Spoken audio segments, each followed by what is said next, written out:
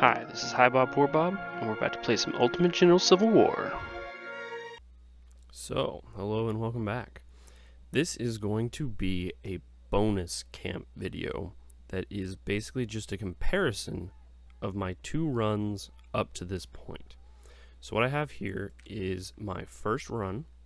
I have, so I spent a bunch of money on weapons so that I could get all the weapons on these guys so that I could break down all of my actual experience units except for Forest. I felt that Forest was like a thing that's the same between the two, but the one that actually lost more men would get more benefit from breaking down Forest to show what stats they got. So here is a 1,000-man unit with a no-bar colonel, 67 experience. Okay, so his overall experience is based on the fact that he has these stats: efficiency 41, morale 51, stamina 48, firearms 40, and melee 24. So morale's getting a little bit of a buff from, this, which the other one probably will be too. So that's just to show you what an average unit looks like. And then once I break down all these units, so I have 21,312 men total. And then once I break down all of these men too, I have 32,500 and something. Let's show that.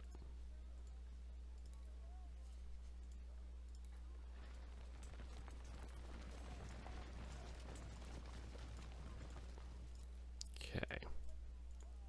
So 32,522. And their stats go down to 33, 41, 40, 33, and 23 respectively. Okay, so that's just kind of to show you where I was at for that. I'm going to pause it real quick. Okay, so this shows you what my army looked like coming out. This is basically what I saw as soon as I opened up the screen. I had 2 injured men. I had taken my 2 skirmishers, and they had both gotten to 2-star, which I don't have any 2-star units really on my other side besides guys that I can pump like a really high.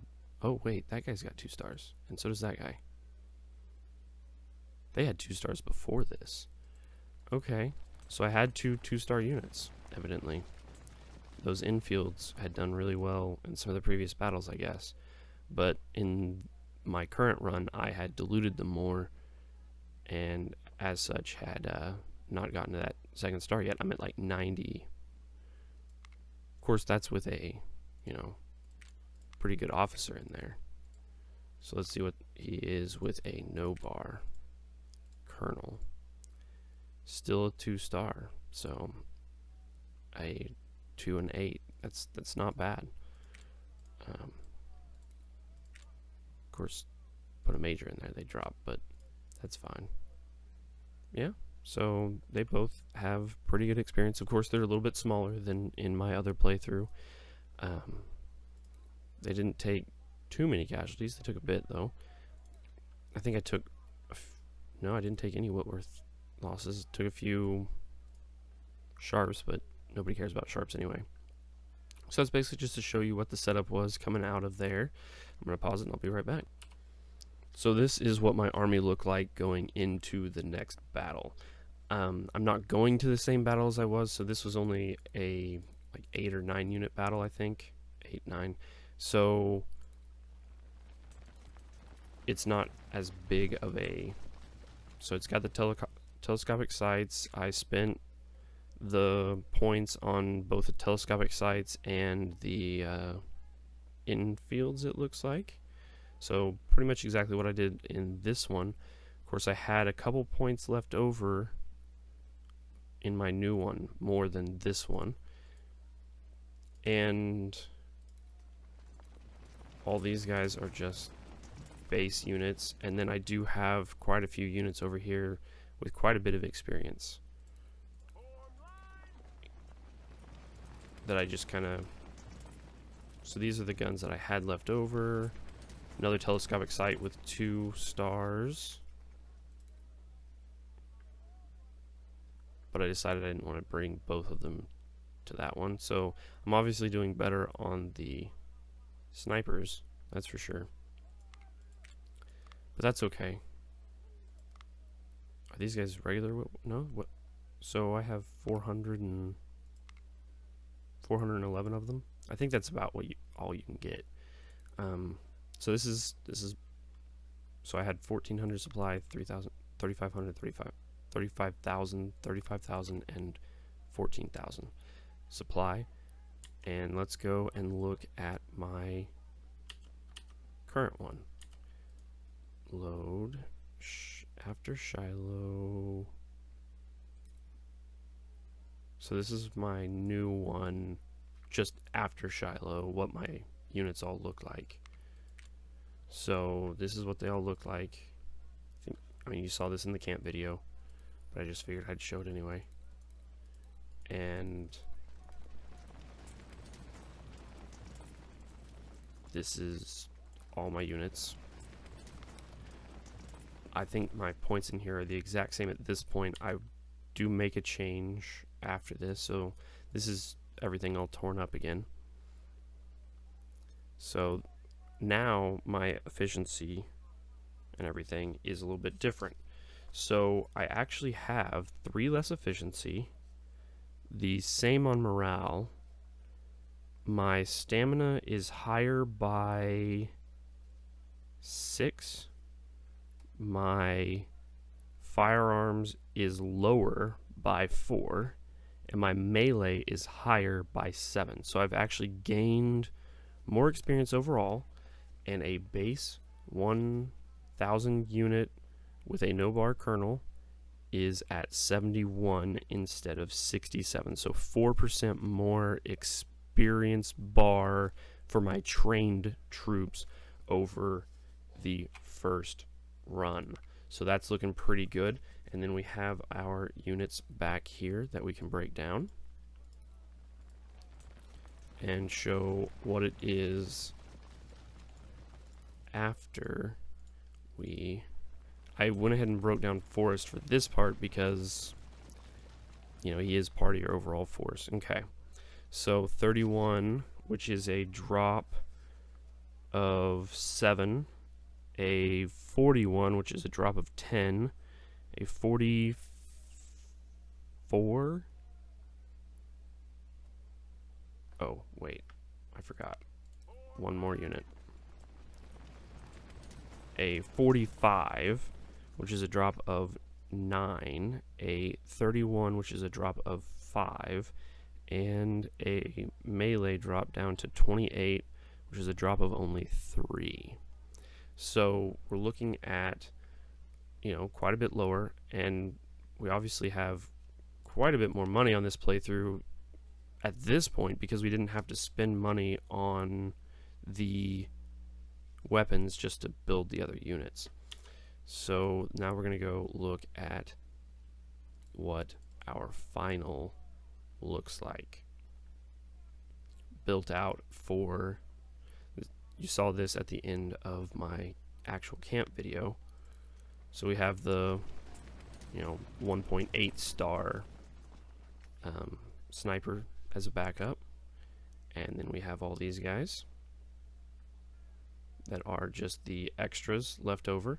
Obviously, I felt kind of silly about doing this, but it is what it is. It'll be fine. So basically, like, I almost replaced my 2-star snipers with 2-star cav. Almost. This guy's really close. He was 2-star at the end of the battle.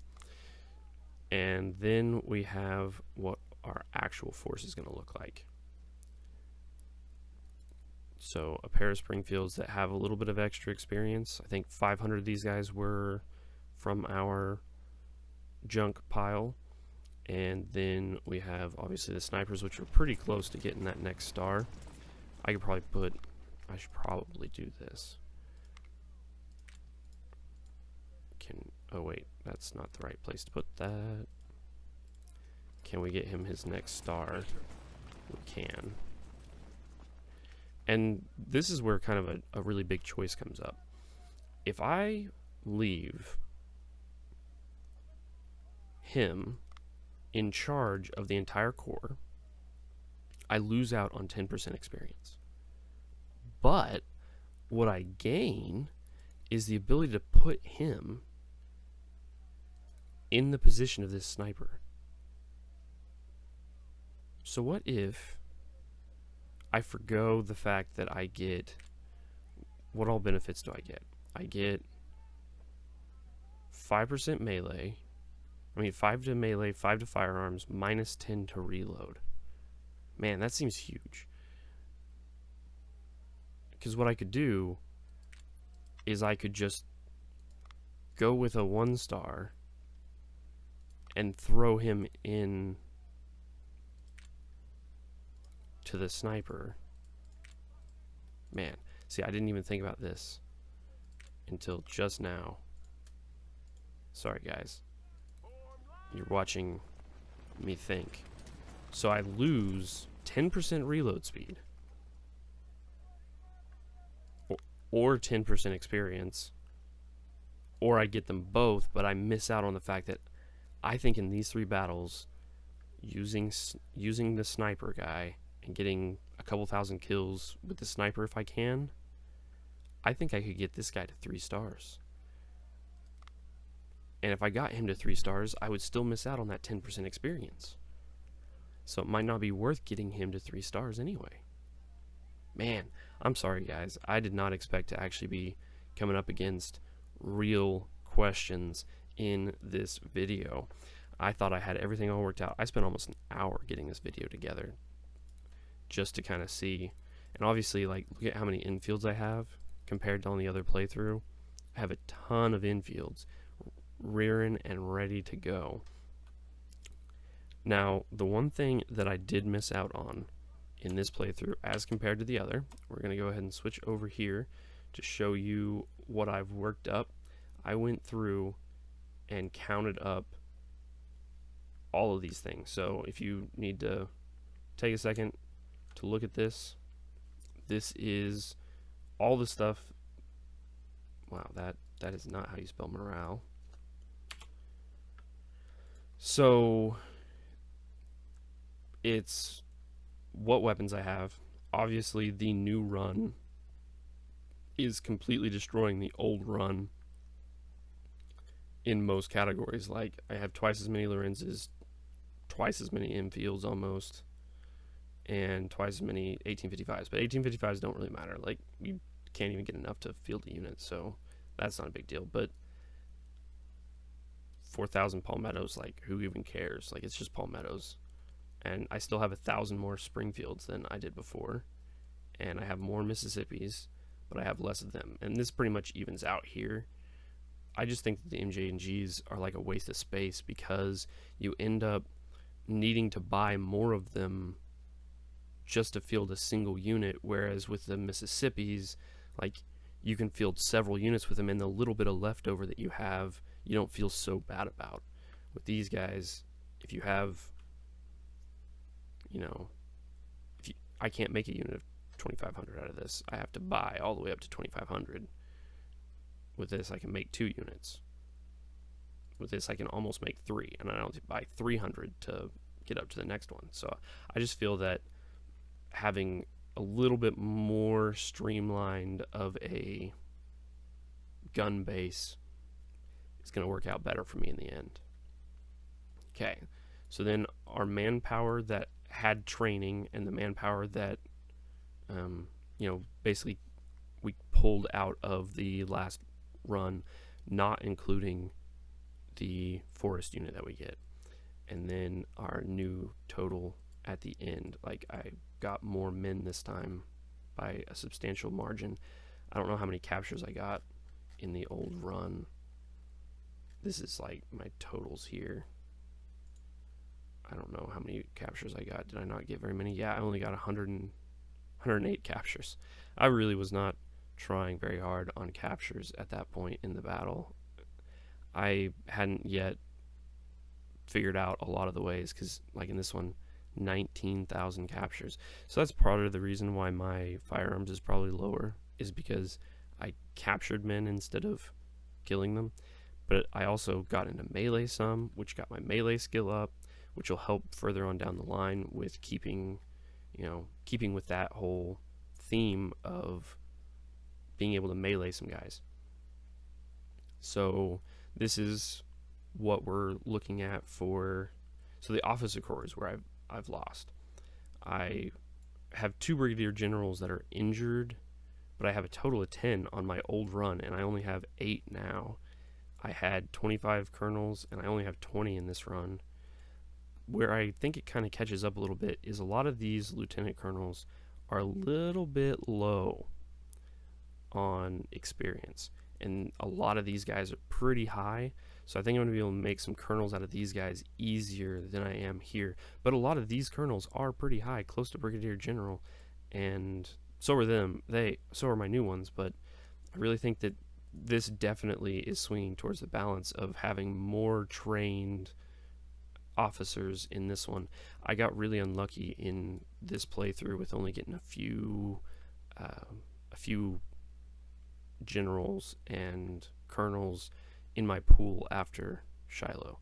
So it'll all work out in the end, I think, but I just kind of wanted to show you guys how everything was breaking down. There's my money totals there. Obviously, I'm going to put my points in a little bit different. I'm going to put the 1 point into organization in my new run to get up to 2,500 men in each brigade pulling into the battle right now. So this is where I think I'll really start pulling away from my old runs as far as experience goes, because I'll have more men in these battles gaining experience than I did previously. I don't know how much of a difference that will make. I'm obviously playing them out of order now, so I won't be able to check on my experience in a controlled manner until after I get done with all the minor battles. So the next time I'll have a video kind of like this is after all those minor battles are done, and I can check in and see exactly where all of my time and effort and rerunning this has gotten me. You guys have a good one, and I'll see you in the next one.